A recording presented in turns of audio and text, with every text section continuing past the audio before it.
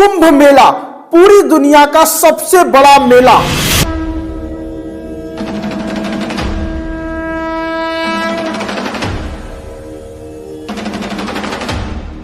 कुंभ के मेले के पीछे एक प्राचीन कहानी है जो देवता और असुर के बीच में समुद्र मंथन को लेकर कहानी है। इसकी डिटेल वेदास में श्रीमद् भागवतम 8 कैंटो और स्कंद पुराण में मिलती है। इसी ग्रंथों के अनुसार समुद्र मंथन की कहानी सामने आई है। एक बार दुर्वासा ऋषि इंद्रदेव से मिलने स्वर्ग लोक जाते हैं। इंद्रदेव मस्ती में अपने हाथी ऐरावत पर बैठे हुए थे।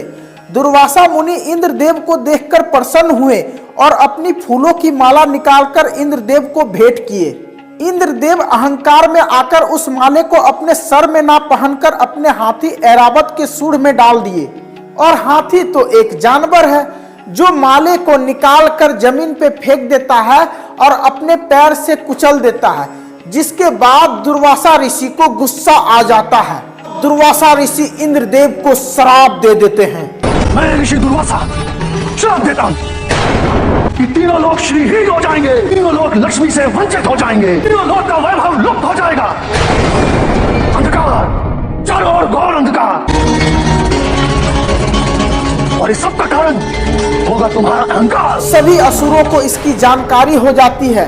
उन्हें पता चल जाता है कि अब इंद्रदेव के पास शक्ति नहीं बची। इस कारण वह इंद्रलोक पर अपना कब्जा जमाने लगते हैं। धीरे धीरे देवता उसके सामने झुकने लगते हैं और वहां से भाग खड़े होते हैं। सभी देवता ब्रह्मा भगवान के पास जाते हैं। ब्रह्मा भगवान से प्रार्थना करते हैं कि प्रभु हमें बचा लीजिए, दानव सब आक्रमण कर दिया है इंद्रलोक पर, अब हम लोग का स्वर्ग लोक में रहना काफी मुश्किल है। ब्रह्मा भगवान को भी कुछ समझ नहीं आता है। वह सभी को लेकर पहुंच जाते हैं विष्णु भगवान के पास। विष्णु भगवान से जब प्रार्थना करते हैं तो विष्णु भगवान फिर सभी से कहते हैं कि मेरे पास एक युक्ति है। क्षीर सागर का मंथन करना होगा जिसमें दानवों का भी साथ रहना जरूरी है।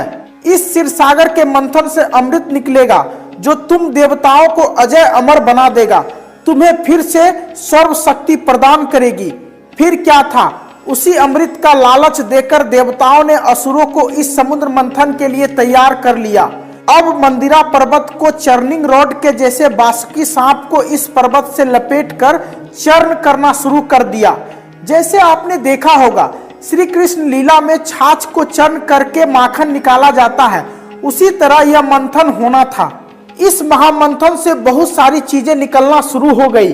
सुरभि गाय, उच्चेश्वर घोड़ा, कोस्तम मणि, प्राजिता फ्लावर, लक्ष्मी जी, वारुणी। साथ ही इस मंथन से हलाहल विष भी निकला जिसे भगवान शिव ने इसका पान किया और नीलकंठ कहलाए।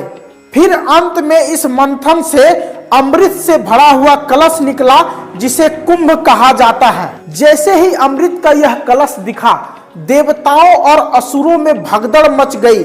सभी उस कलश को लेने के लिए आनन फानन में उस कलश के नजदीक पहुंचना चाहे।